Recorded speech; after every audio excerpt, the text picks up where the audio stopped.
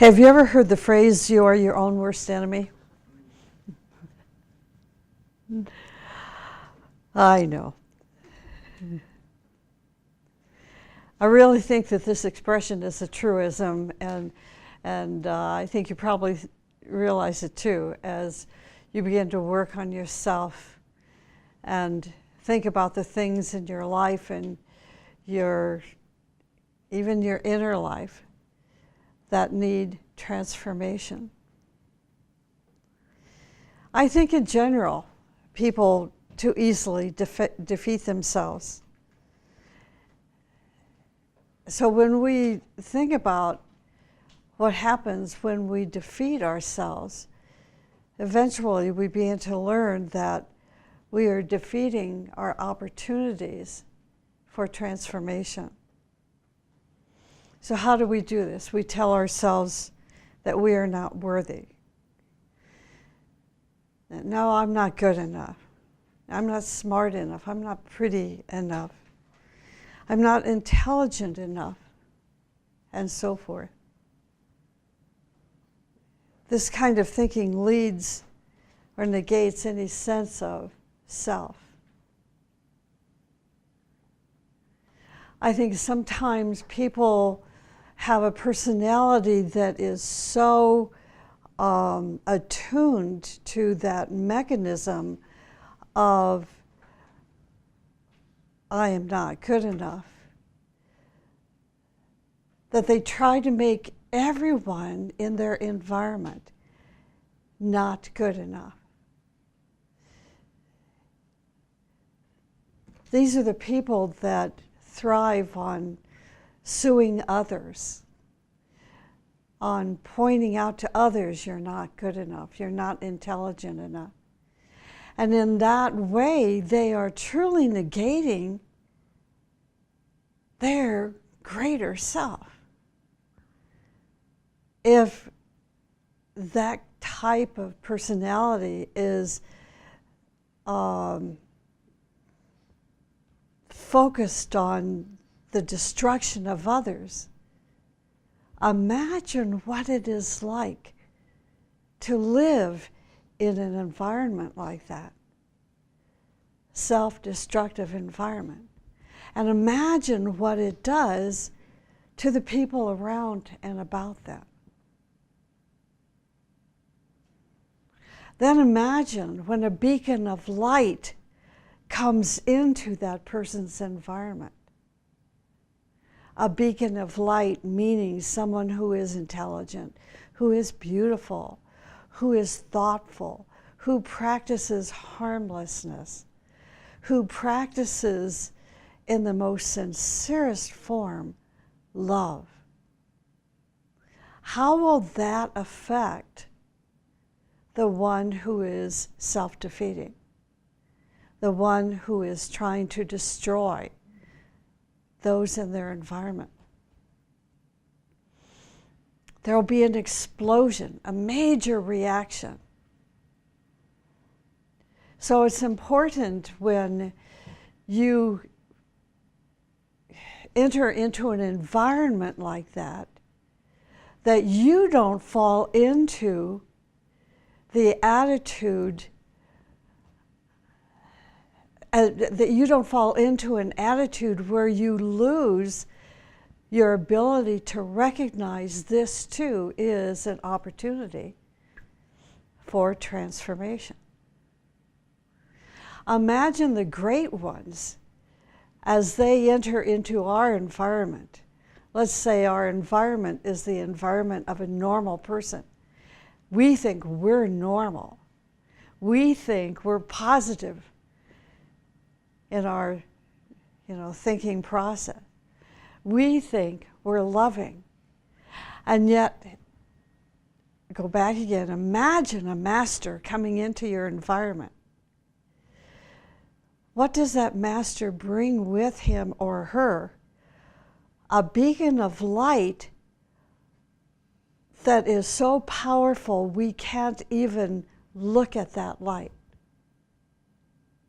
The difference is going to be between you and that one that is trying to destroy all in their wake, we will recognize the opportunity, a greater opportunity for transformation.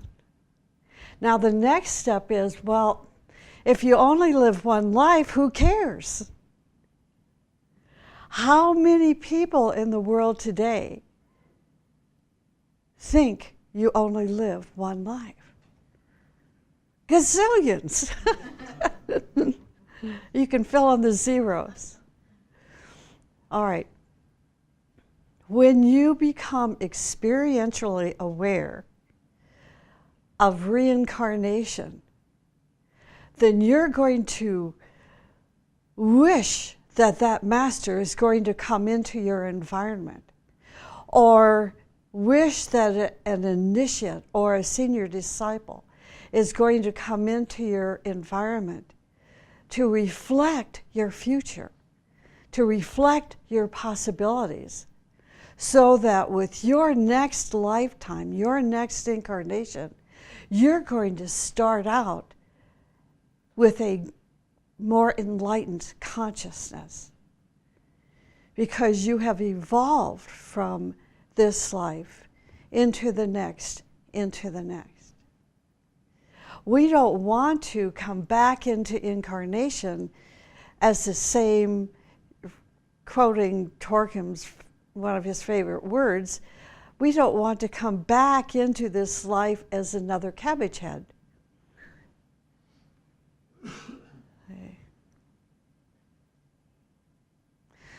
So if we think, or let's say if we try to defeat the opportunities for transformation, then in fact we are on the path of involution. In other words, we can only move ahead or move backwards. There's no such thing as staying the same. So we're either moving ahead or we are moving backwards. Some people think that they stay the same. Well, when you're 10, you may hope that you're going to be 20 and be all grown up. When you're 70, you're going to wish that you were 10 or 20. Not me. I'm much happier at my age than at that age. But you begin to recognize change is a natural process of life. Change is part of nature. But we don't want to fall off the ends of the earth because of involution. We want to move ahead. We want to progress. And this is why we want to live the transformational life. For us, this is why living the transformational life is so valuable. So even if we are 20 or 70 or 100, we're still going to live the transformational life because we believe that we're coming back again and again and again until we reach a point of enlightened consciousness where we are given a choice to come back to this planet or to take a different path. Transformation is something very deep. Perhaps we could say that transformation is a personality treatment. Okay, transformation is a personality treatment which releases our soul in such a way that we begin to really, really live our life. That we're not positioned in a static environment. That we are now awake, and being awake means we are increasing in sensitivity. I'm going to be talking about sensitivity at our anniversary celebration and seminar, because sensitivity is not being touchy. Sensitivity is not removing yourself from the world. Sensitivity is moving into the world with an enlightened consciousness in such a way that you begin to register what's going on around and about you. You can hear and you can sense people's thoughts. You can feel people's feelings. Really feel their feelings. Not only here, but from a distance. But if you are living in a static environment, it is not possible. Because all you hear is the noise of ugliness, and condemnation and blame and so on and so forth. So transformation means more energy, more beauty, more creativity, and it means change. It is important to do an annual review. Some of us do a evening review every single night. Some of you are not. But make a point that somewhere toward the end of the year that you're going to do an annual review. It's going to take a little while. If you do an evening review, your annual review will be more like an outline. If you don't do an evening review, your annual review will be quite lengthy, and I suggest you go into retreat for a few days. Because during that review, you're going to ask yourself, is my sensitivity increasing? And what does that mean? How have I changed? What opportunities were given to me this year to live that transformational life? Was I able to recognize these opportunities? And did I take them and incorporate them into this life adventure?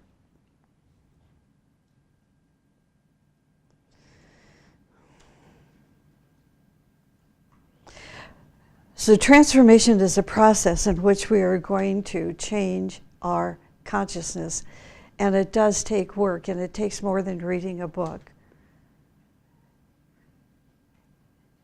It takes an effort. When this effort takes place, changes are reflected in various ways. For example, our body changes, our face changes, even our organs will change. These changing forms adapt themselves to the level of our consciousness. So gradually through transformation, our body will become an exact reflection of our consciousness, just like the bodies of the masters. So when a master fabricates what we call the Maya Varupa body, that body will be radiant, that body will be beautiful. That body will be so sensitive that it registers your thoughts, our thoughts, the thoughts of nations, the thoughts of world leaders. And through that sensitivity, there will be a line of communication that the Maya Varupa body of the master will fabricate, just manifest, so that there's a temporary line of communication. The thing is, the difference is that in this line of communication, there's no internet failure. Okay. Right, you don't need a new modem or anything like that. That is a pure electrical line of communication between yourself and the master, or between the group and the master.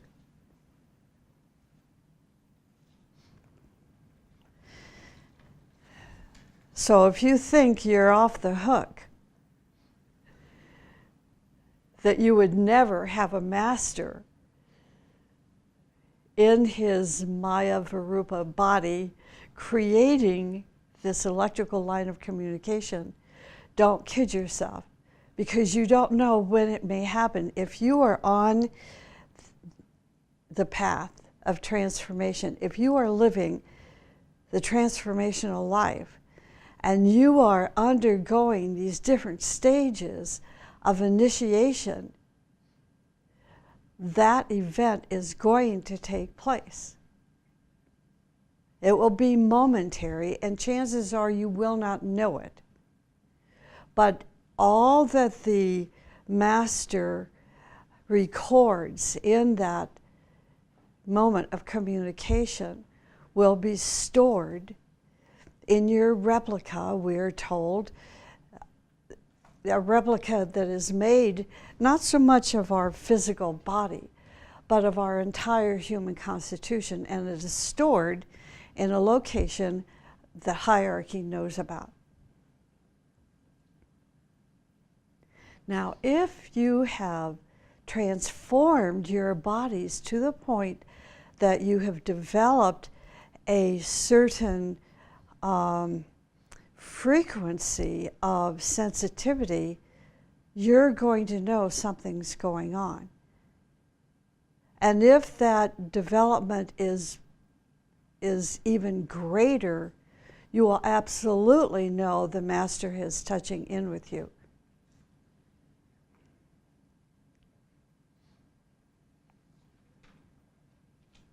When you've been contacted by a great one, it changes. In time, it changes your consciousness. It changes who you are. You become more beautiful, more radiant, more knowing, more wise, more hesitant, more discriminating, more discerning. And this is part of transformation. Okay. Gosh, I'm not even halfway on page 1 yet. Okay, let me try to stay to my notes. Okay, how does transformation take place in our emotional body? What happens when our emotional body, in other words, what happens to our emotional body when we experience different stages of transformation? What happens is we're letting go of hatred and gossip and anger, particularly those 3 points. We find ourselves in the eye of the hurricane. And all of you, I think most of us here have been in a hurricane at some point in our life. And you know what that eye is like. And you know what it takes to get to the eye of the hurricane. It's hurricane force winds, it's turbulence, it's things swirling around and about you. It's the stormy sea. And then you get to this eye of the storm where it is completely, almost eerily peaceful.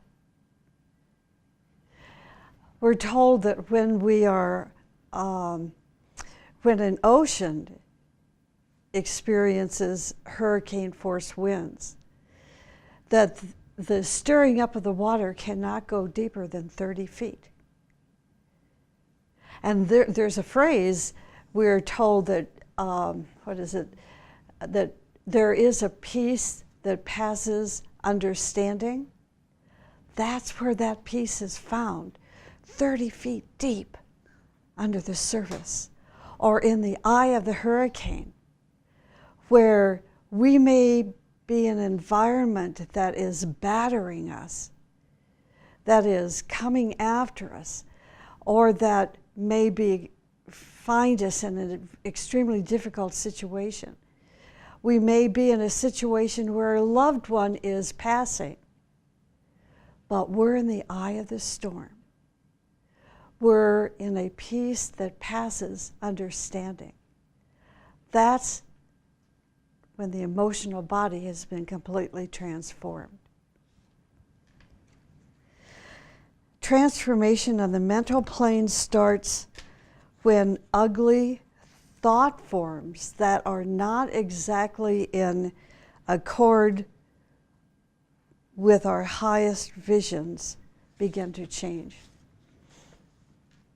You can see how all three of these bodies are going to work together as we're living the transformational life. You can't live in the eye of the storm and still have ugly thought forms. It is not possible to do. So in essence, transformation is a process in which your life undergoes changes that reflect advancing consciousness, that reflects your advancing consciousness. In other words, we have to graduate. Our physical body, emotional body, mental body, and everything that make up these three instruments must change, must graduate. So this means that transformation is an essential process for us to live. It is absolutely necessary if we are on the path of initiation. Now, this is why just reading the books will not get it.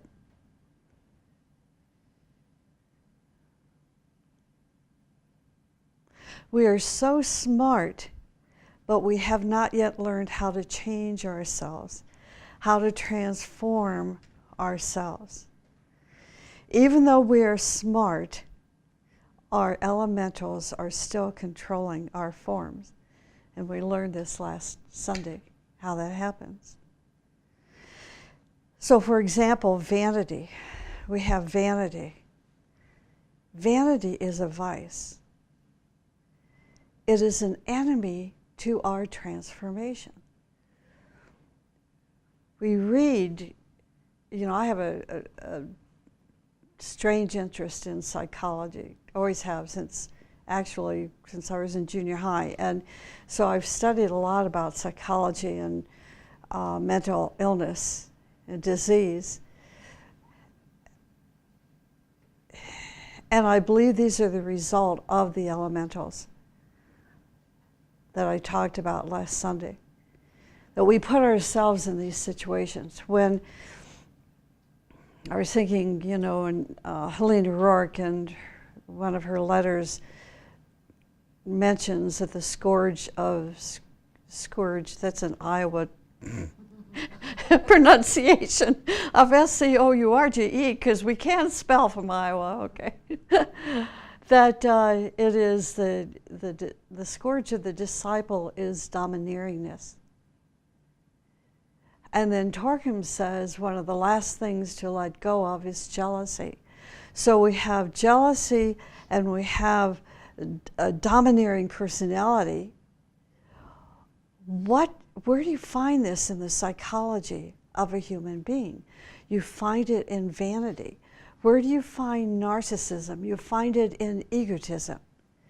Where do you find histrionic disease, some of the little more minor psychological problems? You find it in vanity and egoism. The stronger our vanity, the stronger our egoism, the more anchored we are to the planet, the more anchored we are to the history of our past lives. And our little soul is atrophying, our divine spark is atrophying, because we're not letting go.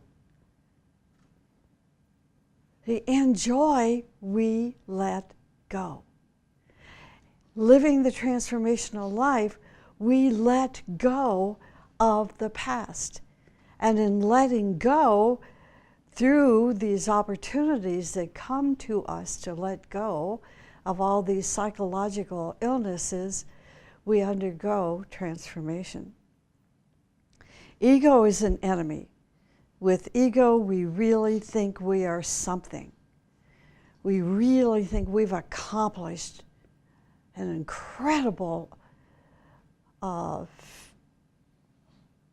feat that has put us in the ring of success.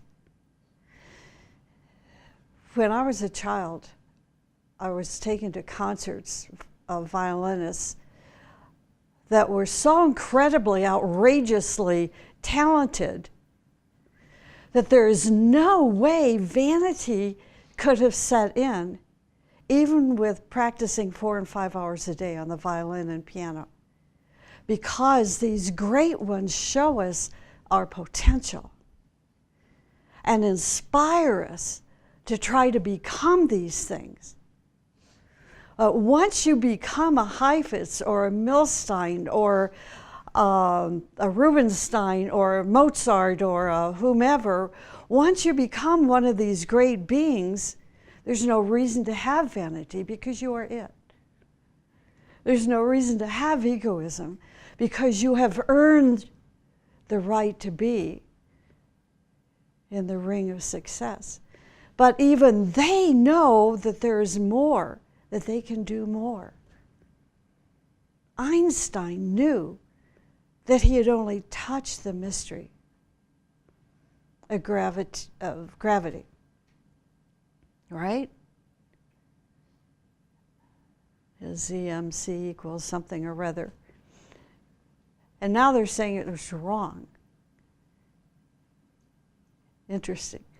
So let us avoid thinking that we are something.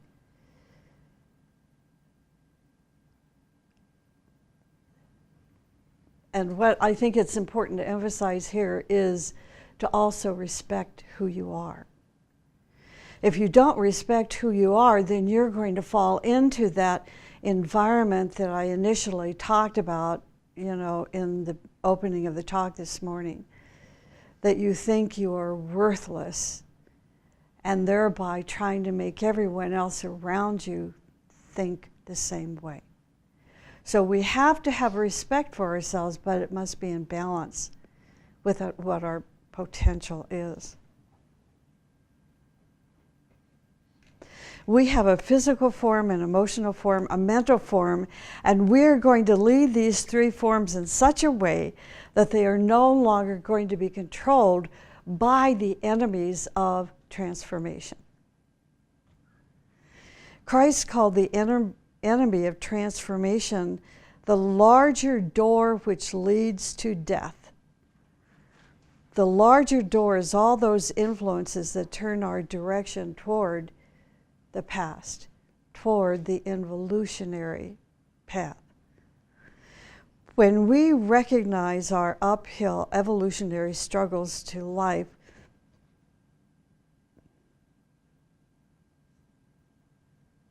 we even consider taking steps on the path of degeneration. I find this very, very sad. But always we have a choice. That's free will. We have a choice to evolve and to advance or to degenerate. But that way of degeneration is how our enemies control our process of transformation. When we turn to the evolutionary path, we are obeying our blind urges, our drives, our negative emotions, our laziness, our stupidities, our vanities, and ego. When we let those things control us, we are on the path of degeneration. And we come back into our next incarnation worse off than we were when we came into this incarnation. Those people who have the power to lead us to the path of degeneration and failure are the enemies of transformation. We are led to this path by those who create subtle methods to overstimulate our sexual urge, to lead us to license, by those who overstimulate our negative emotions and who lead us to wars and hatred and crimes, and by those who overstimulate our ego. This is why the teachings, and I can remember Torquem over and over and over again, Torquem Saradarian saying, don't flatter your children. Don't flatter your spouse. Don't allow others to flatter you, because that's overstimulation. Don't flatter someone who doesn't have the possibility of becoming a Heifetz or a Nicholas Rourke or a Helena Rourke. But if you're a parent, you create an environment for them to improve, for your child to progress. And that's how you protect your child from depression.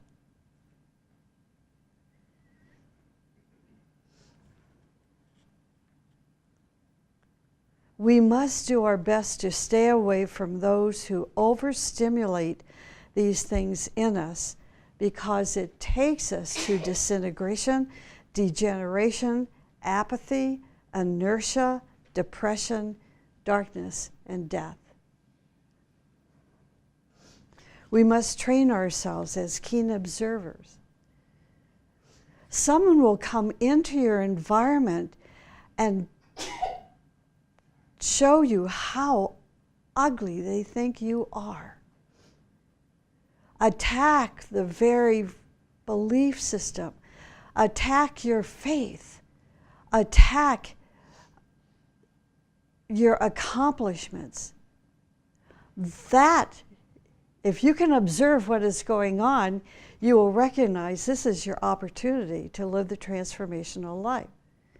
You'll recognize that is a person who is unknowingly testing you with darkness. Isn't that interesting? And you're either going to win or lose. If you lose, you say, what was it? I can't find it. I am my own worst enemy because I believe in what you say. You may be right. Maybe I am this and that, all those things that you are pointing out in my negative being. Or the other choice is, through our observation, we realize I'm not going to go through that gateway because you're an enemy of my transformational process. Churches have people come in by the thousands to affirm they're sinners, to affirm their worthlessness. They're not good enough. See, the teaching is just the opposite of that. You are a beauty. It's interesting to know that enemies of transformation are found in our mind, such as post-hypnotic suggestions. These suggestions delay our progress. Okay, so here's 3 of them. It's either in our mind or it's coming from an outside influence that makes us think.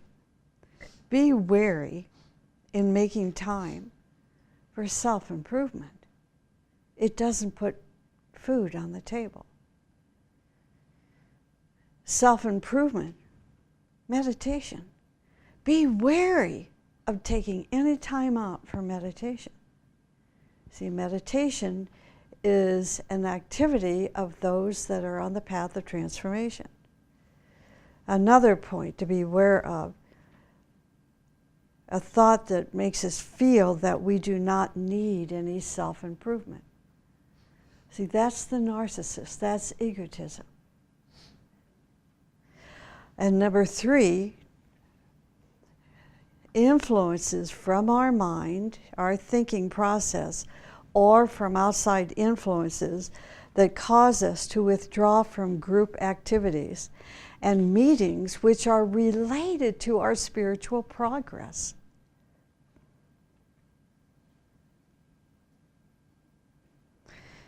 How many times did a religious friend or a close friend or one of your children or perhaps a parent or spouse encourage you to stay home, encouraged you to cease meditating, or were even jealous of your studies, encouraged you to drop out of the university courses, or in other ways, ways of which were designed to help your progress of self-improvement and transformation. Those three examples are, and others are post-hypnotic suggestions.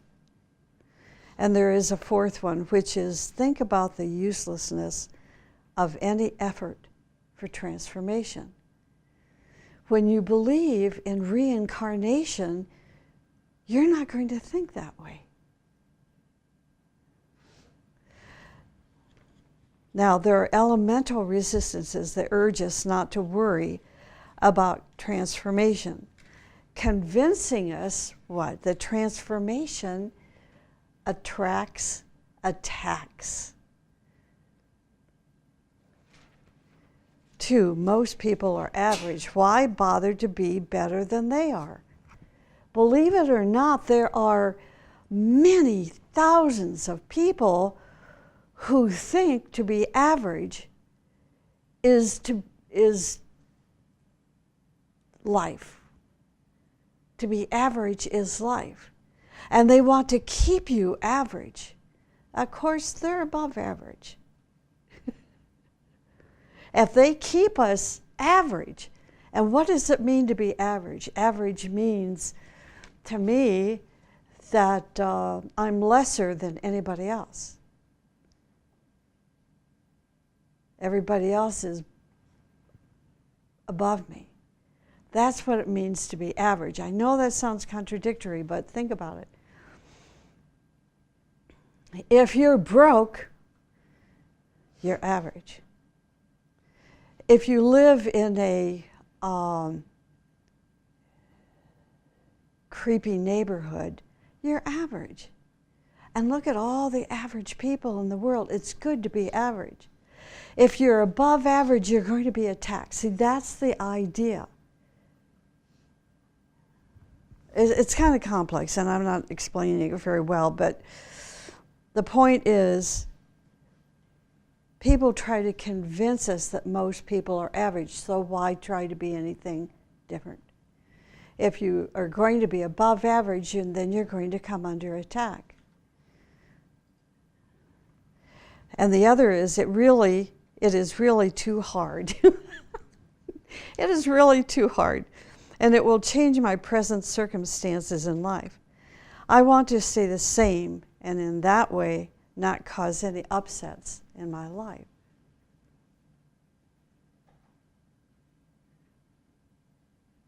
Do you remember hearing people tell you, I liked you the way you used to be? Yeah. Stay average.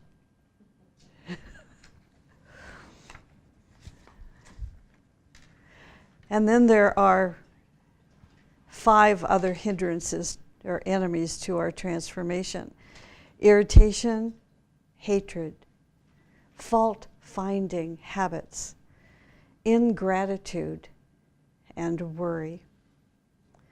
Those are the 5 things: irritation, hatred, fault-finding habits, ingratitude, and worry.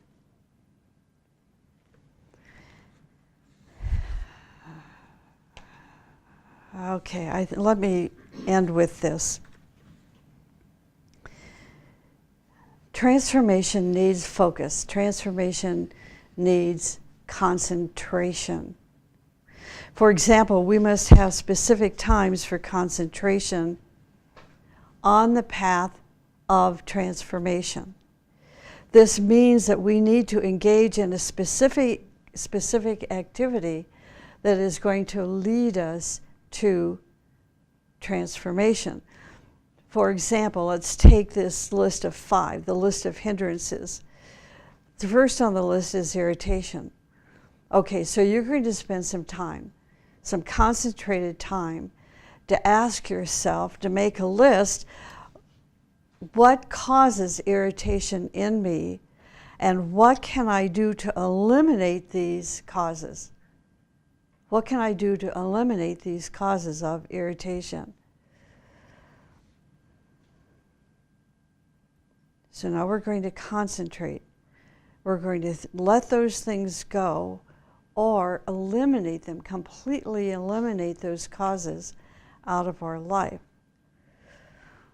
You may say, but that is too hard, for it may mean eliminating certain people out of my life. Okay, there is still a remedy, and that remedy is love. Let's say there's something in your husband that really irritates you. See, in today's society, you go to the divorce lawyer. But on the transformational path, living the transformational life, you begin to say, no, I'm not going to kick him out of the house. I'm going to find other parts of his nature to concentrate on, such as his good looks, such as how he shows, the different ways he shows of how he loves you. What does he do to bring you joy, and so forth? And pretty soon you let go of that irritation. Any element that creates agitation and discord between our three bodies prevents the process of transformation.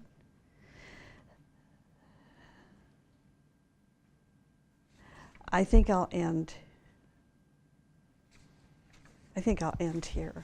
I've got several more ideas, but our brain can't remember them all anyway. So anyway, think about, today about the process of transformation. And think about this expression, you are your own worst enemy. And what can we do to change, this way of thinking and this attitude so that our next lifetime will be even better than this? Okay, that's it.